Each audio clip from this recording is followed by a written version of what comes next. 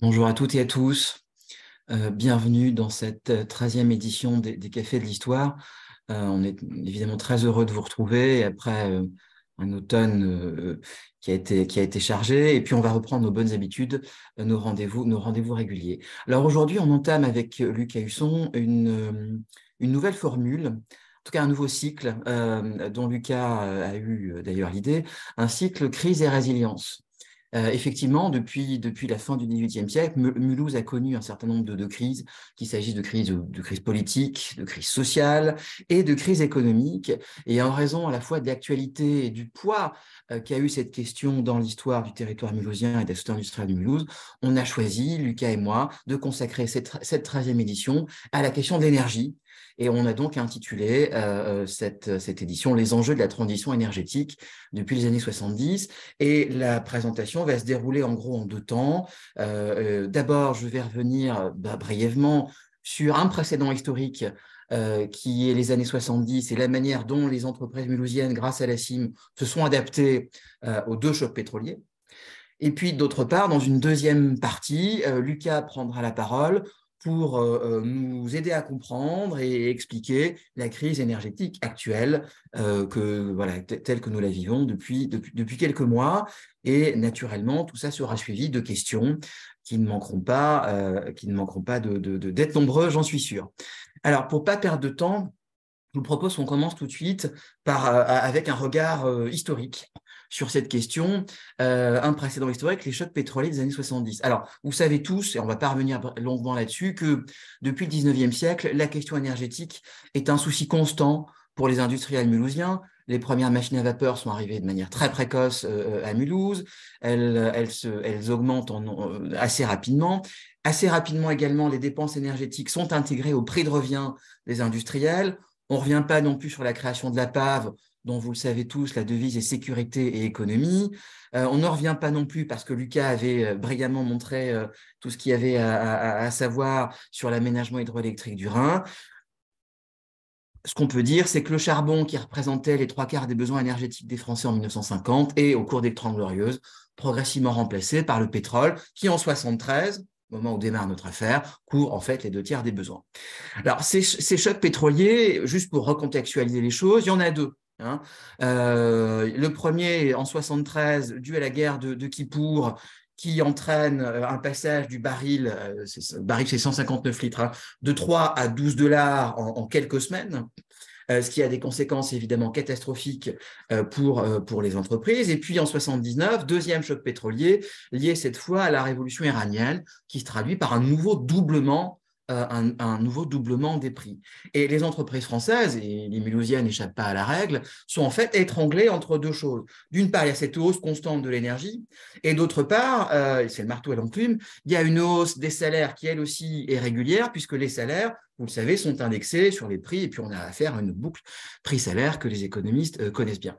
Dans ces conditions-là, comment la société industrielle de Mulhouse, quel rôle va-t-elle jouer et pour quels résultats? Alors, dès 1974, donc assez rapidement après le premier choc pétrolier qui date de 1973, la CIM et la PIREM, c'est l'association patronale interprofessionnelle de la région de Mulhouse, qui a quelques années d'existence, une dizaine d'années d'existence, et là à sa tête Philippe Lesage. Donc la PIREM et la CIM créent assez rapidement une commission d'économie d'énergie d'une trentaine de membres qui représentent à ce moment-là tous les gros consommateurs d'énergie sur le territoire haut-rhinois. Alors, il y a évidemment ce qui reste des fleurons du textile, la papeterie, la construction électrique, la chimie, gros consommateur, la chimie. Et puis, il y a évidemment Peugeot, qui est également un très gros consommateur d'énergie. Quel est le rôle de cette commission? Elle se veut, et c'est le terme apparaît dans les archives, il n'est pas de moi, elle se veut un poil à gratter.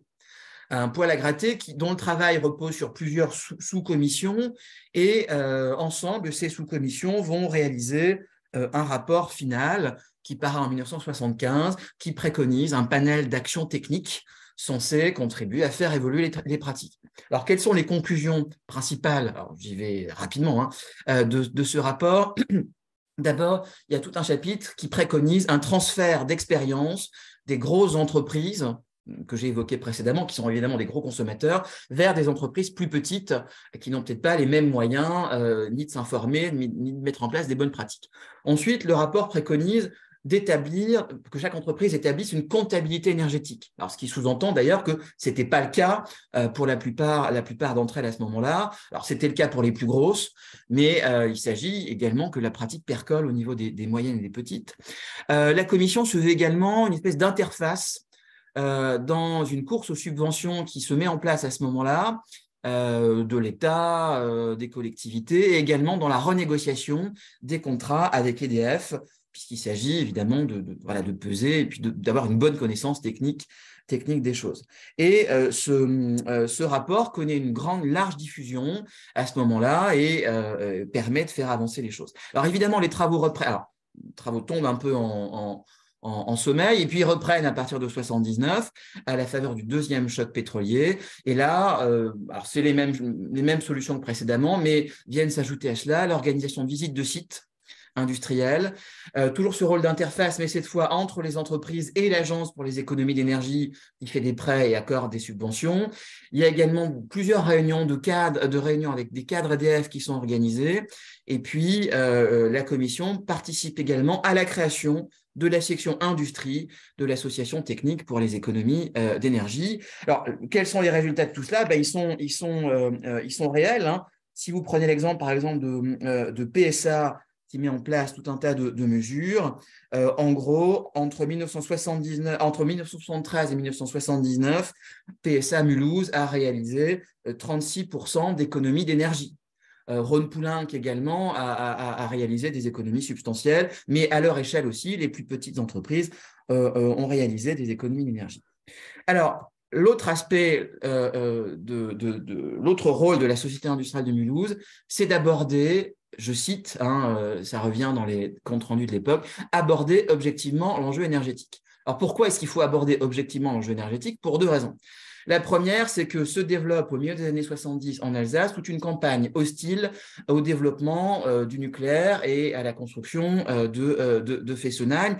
En particulier, il y a un pamphlet écrit par Thierry Yount, dont vous avez la couverture à droite, sur lequel je vais pas m'étendre, mais enfin, auquel les patrons mulhousiens éprouvent le besoin de répondre. À ce moment-là, c'est Bernard Thierry qui est à la tête de la CIM, et il déclare la chose suivante dans une réunion, c'est la citation qui est au cœur de la slide: toute discussion plus ou moins réaliste et véhémente portant sur le nucléaire aboutit automatiquement à la mise en exergue de l'énergie solaire, parce qu'elle comporte à la fois peu de risques de fonctionnement et pas de prolongation militaire. Or, si l'on veut faire preuve de sagesse, il faut démystifier la solution solaire en montrant que ses possibilités d'application sont certaines mais lointaines. À ce moment-là, l'option proposée au public est simple: ou bien la renonciation à l'accroissement du nucléaire et l'abaissement automatique de la puissance économique et du niveau de vie, ou l'application du nucléaire en vue d'attendre l'utilisation de l'énergie solaire. Et du coup, la CIM va développer tout un panel d'actions, y compris à travers la presse, à travers les médias, pour faire en sorte que la population alsacienne aborde objectivement cette question énergétique, y compris en développant des actions du côté des scolaires, y compris en participant, en organisant des tables rondes sur les énergies solaires. C'est le cas en 1979. La chose est couplée avec les Journées du Soleil. Alors, les Journées du Soleil, c'est une invention américaine de la secrétaire d'État à l'énergie du président américain Carter, mais qui arrive en Europe et en France à ce moment-là. Et le but secret de la société industrielle, tout en organisant cette table ronde pour appréhender l'avenir, c'est d'essayer quand même, et de faire un foulard, c'est d'essayer de démystifier cette énergie solaire qui, pour de nombreux membres du conseil d'administration CIM, n'est pas promise à un avenir très radieux. Donc voilà comment, dans les années 70, par un ensemble de mesures techniques, par une action d'information, de propagande, de communication, la Société industrielle de Mulhouse participe, et ses commissions participent au grand débat sur la question énergétique. Et je cède maintenant la parole à Lucas pour qu'il nous fasse le point sur la situation actuelle. Merci Régis. Alors moi maintenant, ce que je vais vous expliquer, c'est le côté un petit peu plus contemporain voilà, de ce qui nous arrive et de ce qu'on vient de vivre et qu'on va continuer à vivre dans les années à venir. Alors ce qu'il faut bien comprendre, pour remettre les choses au clair, c'est que l'énergie est un bien qui ne se stocke pas. Donc, à partir de ce moment-là, il faut toujours en permanence équilibrer, donc c'est ce que vous avez sur la droite du slide, la consommation et la production. Si vous n'arrivez pas à cet équilibre, au bout d'un moment, on va trop tirer et le réseau va s'écrouler et on va avoir un écoulement du réseau qui est interconnecté et européen. Donc, on va arriver à ce qu'on appelle le blackout. Et alors là, il faut 2-3 jours pour tout remettre en service. Donc, c'est un petit peu compliqué. Et derrière, donc, ce bien particulier qui est l'énergie électrique, qui ne se stocke pas, il faut comprendre que depuis les années 90 à peu près, l'Union européenne a ouvert les marchés à la concurrence. Donc, les marchés nationaux étaient ouverts au fur et à mesure à la concurrence, et ça dans le but d'harmoniser, de libéraliser le marché européen et dans une optique de meilleure interconnexion. Donc, à partir de là, il y a une place boursière qui a été créée, qui s'appelle, on va l'appeler Spot. Hein, voilà, c'est cette place boursière où on va échanger les mégawattheures, la production électrique, avec des cours qui vont varier selon les pays en fonction de l'offre et de la demande. Donc, derrière ce marché, cette place boursière, on va avoir tous les acteurs de marché, les producteurs, les fournisseurs, les négociants, qui vont acheter et vendre de l'électricité pour des livraisons, soit spot vraiment instantanées sur le jour, ou soit différées. On va acheter de l'énergie sur les années à venir. Donc, ce qu'il faut bien comprendre, c'est qu'on va se baser sur un prix qui fluctue tous les jours. C'est ce qu'on appelle le prix spot, ce fameux nom spot, qui est fixé au niveau européen. Donc, sur chaque heure, le prix va s'établir au niveau du coût variable de production de la centrale marginale, c'est-à-dire du combustible de la dernière centrale qu'on a besoin d'appeler pour pouvoir satisfaire la demande en électricité au même moment le lendemain. Pourquoi ça? Parce qu'il faut toujours qu'on arrive à une production qui arrive au niveau de la consommation. Donc, le marché de gros de l'électricité va déterminer le prix de l'électricité, non pas en fonction du coût moyen de production de l'électricité en Europe, mais bien de celui de la dernière source de production injectée sur le réseau, celle qui va arriver au dernier moment pour équilibrer. Et en général, voilà, c'est la dernière qui est injectée sur le réseau, c'est les centrales au gaz. Et donc, ce coût-là, c'est ce qu'on appelle la rente inframarginale. Bon, ça, c'est si vous entendez dans la littérature ou dans la presse. Donc, nous, côté EDF et côté des producteurs, on va démarrer les centrales par ordre de coût croissant sur le combustible, évidemment. Donc, déjà, tout ce qui est à coût marginal nul, le solaire, l'éolien, les centrales hydrauliques de rivière comme sur le Rhin, hein, l'eau coule, ça peut dans une turbine et on y va. Et on ne peut pas forcément les piloter. Elles débitent en continu. À ça, on rajoute le nucléaire, le gros ruban du nucléaire. Donc, c'est tous ces moyens dits, voilà. Alors, il y a du non pilotable et du pilotable et plus ou moins difficilement. Et si avec toutes ces sources, ça ne suffit pas, et si on n'a pas couvert le besoin d'électricité, eh ben, on va faire appel des moyens plus chers. Et donc, on va ouvrir les vannes des barrages et on va commencer à déclencher les centrales au gaz et au charbon. Et tous ces moyens-là, en fait, ils ont une particularité, c'est qu'ils répondent tout de suite. Et ils permettent d'être au taquet sur la production qui va répondre à la consommation.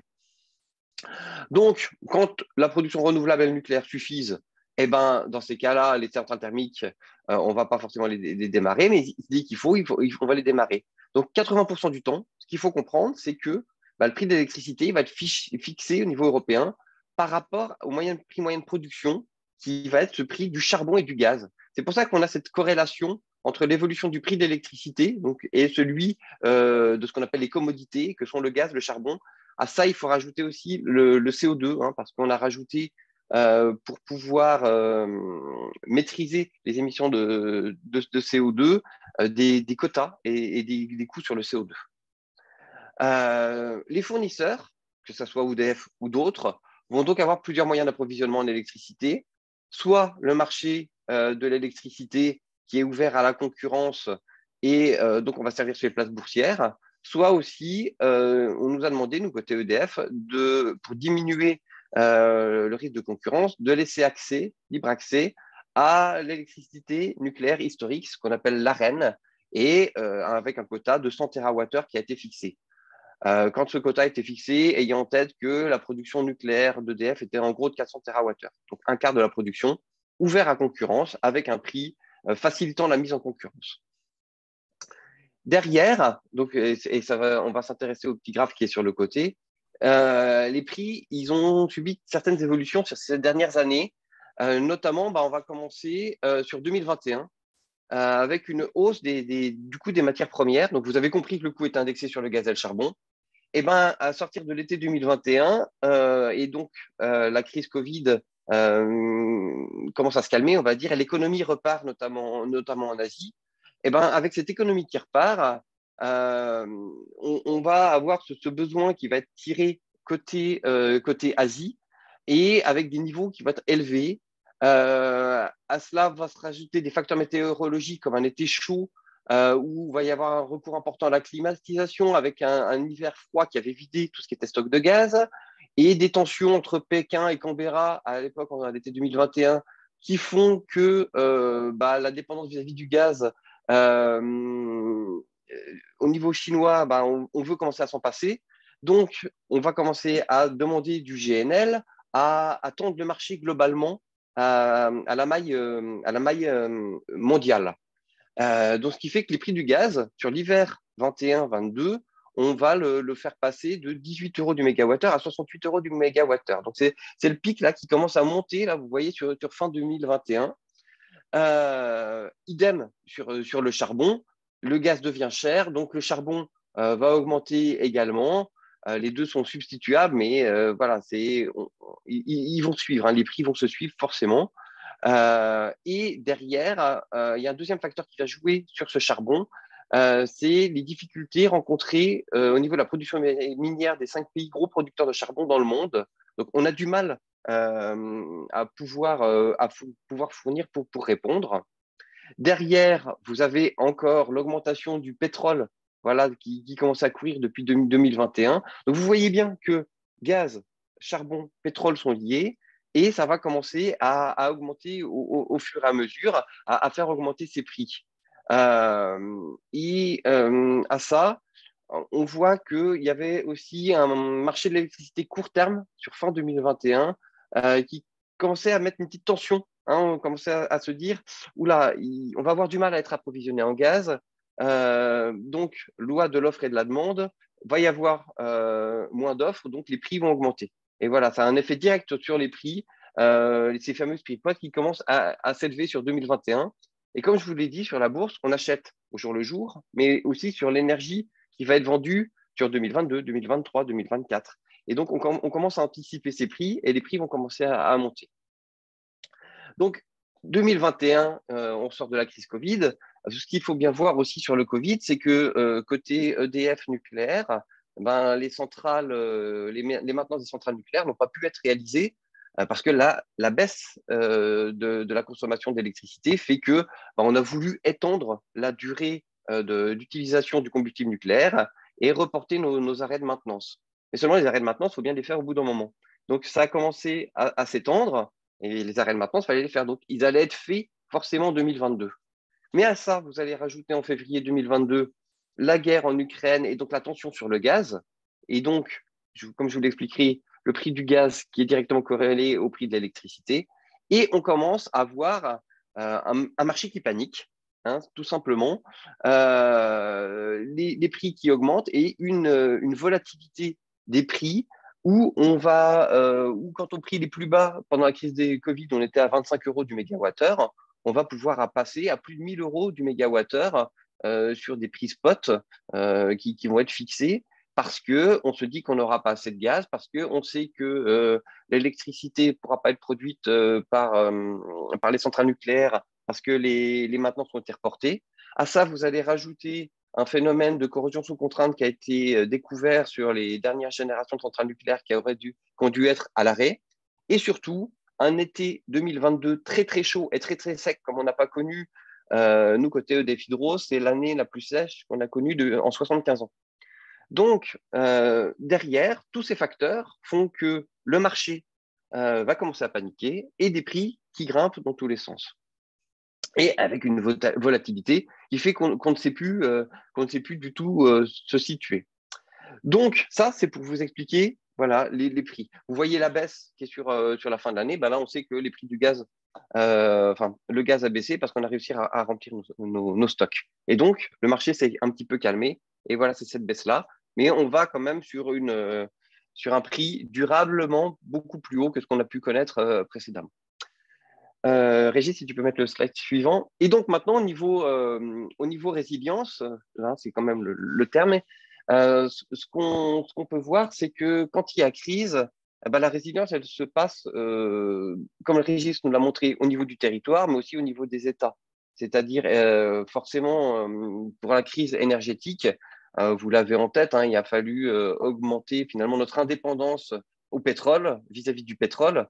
Et pour ça, il y a tout le programme d'électrification qui a été fait sur la France pour augmenter et diminuer pardon, cette dépendance. Donc, ça s'est joué d'un côté des États et du côté du territoire avec les actions qu'a pu montrer Régis sur la CIM.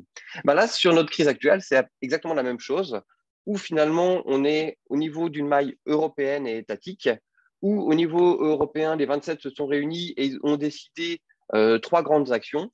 La sobriété énergétique qui a été demandée aux pays de l'Union, donc on leur a demandé de faire 5% de baisse de consommation d'énergie.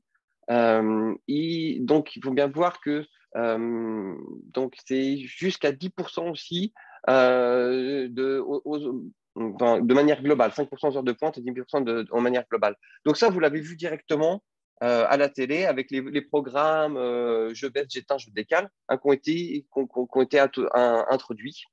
On a introduit aussi un plafonnement des revenus des producteurs d'électricité et de la redistribution. C'est-à-dire que quand je vous dis qu'on est monté à plus de 1 000 euros du mégawattheure, l'Europe a fixé à 180 euros du mégawattheure le bénéfice exceptionnel maximum que pourront engranger on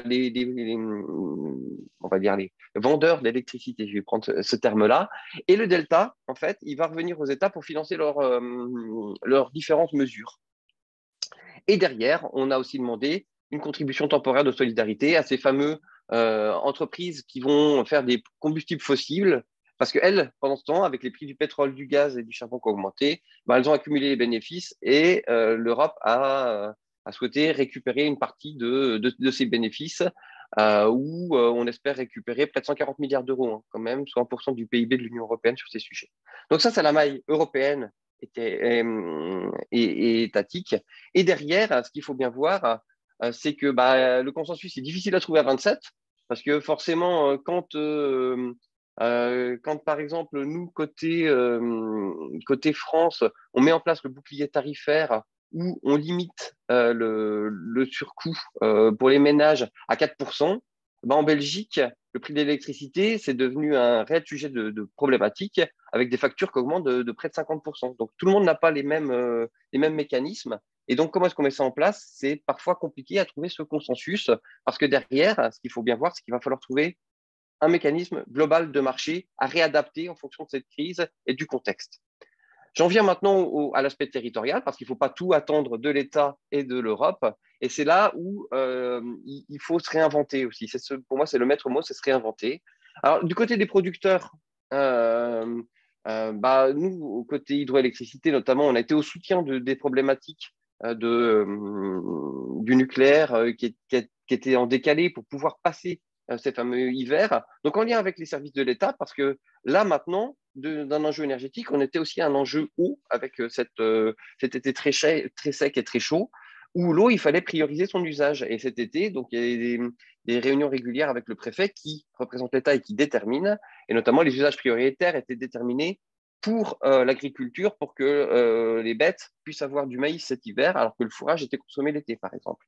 Mais nous, on a gardé de l'eau au maximum pour pouvoir la produire, décaler nos arrêts de maintenance pour pouvoir être au rendez-vous et pouvoir produire au niveau du territoire. On rajoute aussi des travaux actuellement sur la question de mise en place d'autres moyens, comme l'hydrogène, hein, où on travaille ça avec les ports sur le Rhin, par exemple, et aussi travailler ces questions du solaire dont parlait Régis.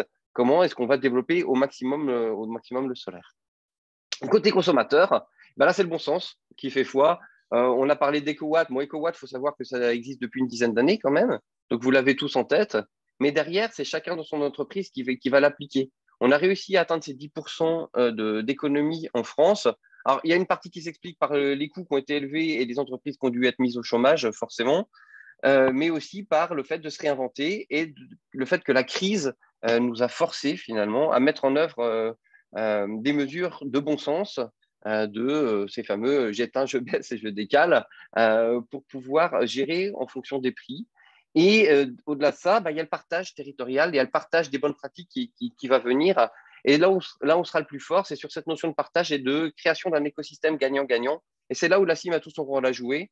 Moi, je vous invite à venir participer avec nous côté CIM au groupe de travail économie raisonnée où justement on partage nos bonnes pratiques en entreprise pour faire ces économies d'énergie, pour créer des nouveaux modèles qui vont être plus durables et qui vont être plus intégrés à cette nouvelle société qui nous arrive de fait, de par le réchauffement climatique et de par ces problématiques énergétiques. Voilà, donc le maître mot, c'est se réinventer.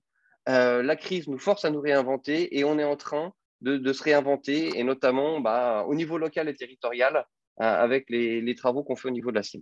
Merci beaucoup, Lucas. Et puis, il faut évidemment rappeler, Luc Gaillet le fait dans le chat, mais je vais le faire oralement, que le jeudi 9 février, il y a une conférence qui a lieu sur la thématique énergétique et la société industrielle, à l'initiative de Jean-Denis Beck et de Denis Romeu. Et on invite évidemment tous les membres intéressés par la question à s'y inscrire, si ce n'est déjà fait. Merci beaucoup. La première question que j'ai envie de te poser, avant que d'autres questions n'arrivent via le chat, n'hésitez pas à en poser, c'est la suivante. Il me semblait que l'un des rares avantages concurrentiels qui restait à l'industrie française ces dernières années, c'était de bénéficier d'un coût de l'énergie beaucoup plus bas que les Allemands. Comment tout ça a évolué à la faveur de ce qui s'est passé ces derniers mois? Quel est enfin, est-ce que tu sais, est-ce que tu peux nous renseigner Alors, je là-dessus? connais pas. Alors, nous, les coûts de l'énergie côté français ont remonté de par tout ce que je viens de vous expliquer. Je connais pas l'évolution des prix côté allemand. Ce qu'il faut bien voir, c'est qu'avec ce marché et cette place boursière, il y a des échanges permanents entre la France et l'Allemagne, justement, et au niveau européen. Et donc, quand on était en situation tendue, nous, côté EDF, on rachetait de l'électricité sur les marchés, oui, en import de l'Allemagne. Après, ce qu'il faut voir, c'est que le mécanisme est un peu plus compliqué que ça. C'est-à-dire que les énergies non pilotables, et notamment les renouvelables éoliens et solaires, on va les placer en priorité sur le réseau. Et quand il y a beaucoup de vent, comme ça arrive en hiver côté allemand, où l'électricité va être produite et qu'elle est placée sur le marché et qu'elle va couvrir leurs besoins, quand derrière les températures sont clémentes, comme ça s'est passé cet hiver, et donc là on se retrouve avec, par exemple en Alsace, quasiment la moitié des besoins en énergie par rapport au moment où il y a eu les pluies verglaçantes, c'était fin novembre si je ne me trompe pas, c'est quasiment la moitié à produire, et ben, les besoins sont moindres. Et dans ces cas-là, eh ben, l'énergie est placée globalement sur le réseau. Ça vient de l'éolien allemand, ça vient de nous, notre production. Mais on va se retrouver avec trop d'énergie finalement par rapport aux besoins. Et donc, les fameux prix spot, on se retrouve avec des prix négatifs. Et donc, c'est un peu l'aberration du marché. Et nous, côté EDF, on va nous demander le long du Rhin, le Rhin qui continue à couler, on va le faire dégueuler au-dessus des turbines. Et on est payé pour faire ce qu'on appelle des déversements économiques parce qu'on a des prix négatifs en plein hiver, en situation de tension sur le réseau électrique vu globalement. Donc, d'où cette notion de réflexion globale à avoir sur le marché européen et à réfléchir ce qui doit arriver dans ces années à partir de 2023, hein, ce que vous pouvez entendre à la radio. C'est-à-dire qu'au-delà de cette question de décorrélation du prix de l'électricité par rapport au gaz, qui va nous intéresser côté EDF, hein, enfin côté EDF, côté France, pardon, parce que vous voyez bien, chez nous, le côté carboné de la production d'énergie en France, c'est 2-3%, hein, sur le mix énergétique global français. Donc voilà, par rapport à ça, nous, on est très peu dépendants, contrairement à l'Allemagne, qui a eu des problèmes pour approvisionner son charbon et son gaz quand les niveaux d'eau étaient bas sur le Rhin, justement, pour pouvoir approvisionner la Ruhr. Et là, les tarifs de l'énergie montaient encore plus pour eux, quoi.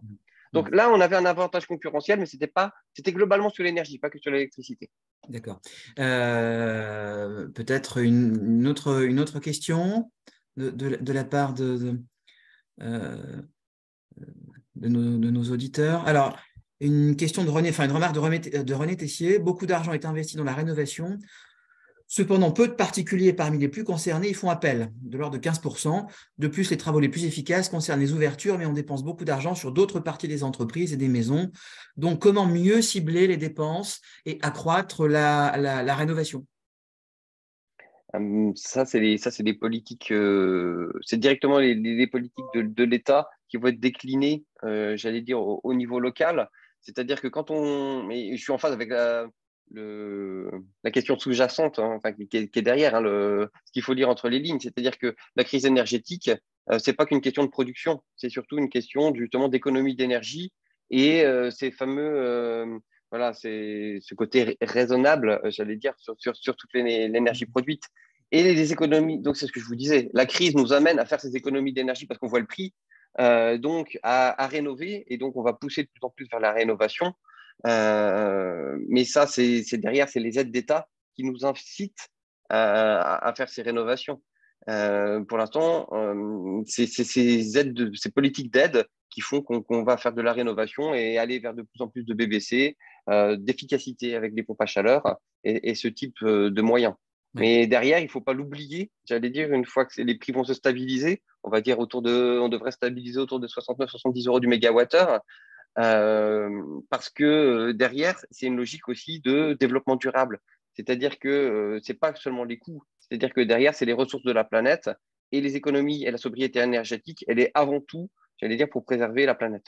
Merci, merci. Une autre question de Patrick. Pourquoi n'utilise-t-on pas la surproduction de production électrique pour faire un stockage d'eau par pompage ou consommation pour la création d'hydrogène?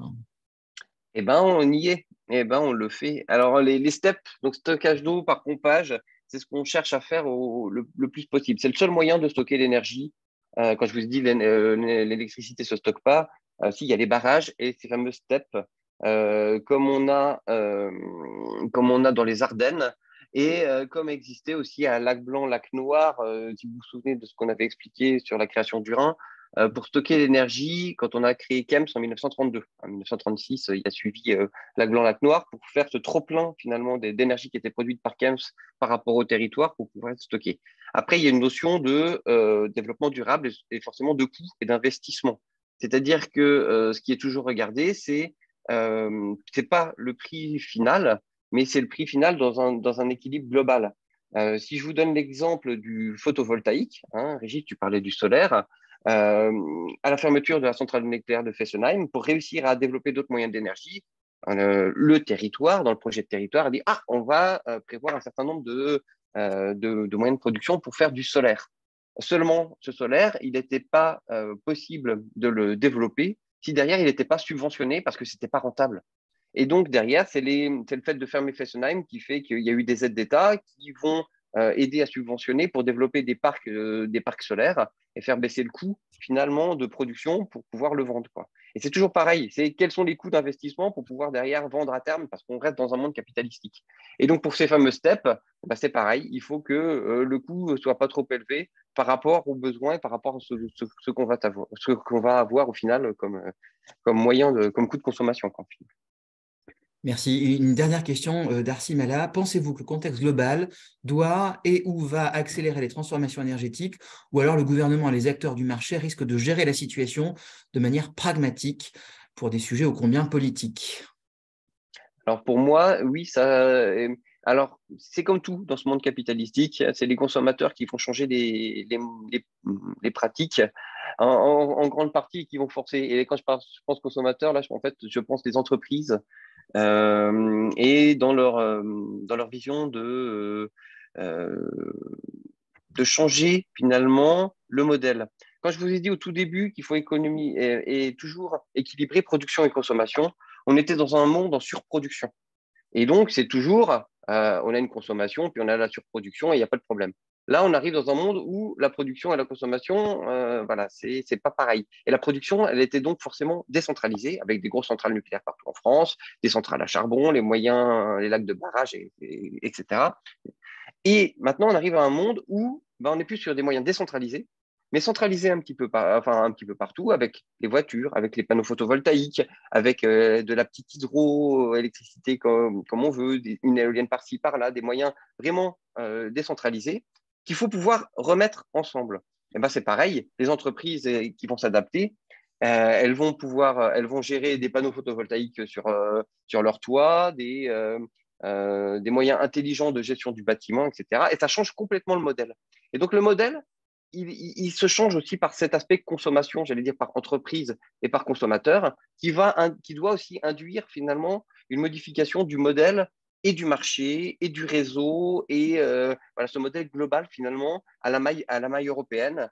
Et de toute façon, on n'a pas le choix, j'allais dire, de se réinventer si on veut cette indépendance énergétique et ce marché qui vient. Donc, certes, c'est politique, mais les acteurs du marché, que ce soit des producteurs ou que ce soit les consommateurs comme les entreprises ou le particulier, vont faire que le modèle va de fait évoluer et je pense ça va venir plus vite que ce qui était prévu. C'est-à-dire que c'était déjà dans les cartons.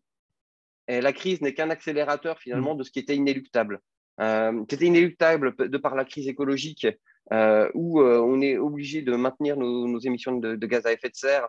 Voilà, et ça c'est la politique qui le veut, mais voilà, on y allait à notre rythme tranquillement parce qu'il y avait d'autres priorités. Là, la crise en Ukraine a eu cet effet d'accélérateur, voilà, qui fait que on savait que ça allait arriver, bah, maintenant on y est. Donc voilà, donc dans l'urgence, on n'a pas le choix et on se réinvente. Merci beaucoup. Je crois qu'il est temps de conclure en l'absence de dernières questions. Je dois simplement, pour conclure en deux mots, dire que finalement, cette histoire de la résilience sur ces questions énergétiques, en fait, elle met en jeu plusieurs acteurs, que ça aille du consommateur, des privés aux entreprises en passant par l'État. Et comme vient de le rappeler Lucas, finalement, et je paraphraserai Lénine, qui disait que la guerre était un accélérateur de l'histoire, mais les crises sont systématiquement des accélérateurs de l'histoire. On l'a vu en 73-74, on le voit en 79, et à l'inverse, on voit quand les choses se stabilisent un peu, au cas du contre-choc pétrolier de 85-86, les pratiques se remettent à repartir dans le mauvais sens. L'autre chose, c'est que cette notion de transition énergétique, finalement, elle n'est pas nouvelle, hein, on la connaît depuis la fin du 18e, c'est un processus continu qui n'est pas nouveau, d'adaptation et de remplacement d'une source d'énergie par une autre en fonction du contexte, que ce contexte soit économique, politique, etc., etc. Bien, je remercie Lucas, je remercie évidemment tous vous tous et toutes qui êtes là connectés ce matin. Et puis, je me permets de vous annoncer également que notre prochain rendez-vous aura lieu le 8 mars prochain, jour de la Journée de la Femme. Et Mark Ritson-Thaler nous fera une intervention sur la manière dont sur le territoire mulhousien et dans le cadre de ce capitalisme familial mulhousien, les femmes ont eu un rôle beaucoup plus important qu'on ne le croit et finalement, même si elles sont quelque part invisibles, elles n'en ont pas moins été très présentes et avec un rôle très très important dans l'histoire du capitalisme familial mulhousien. Merci à toutes et à tous, bonne journée et à bientôt.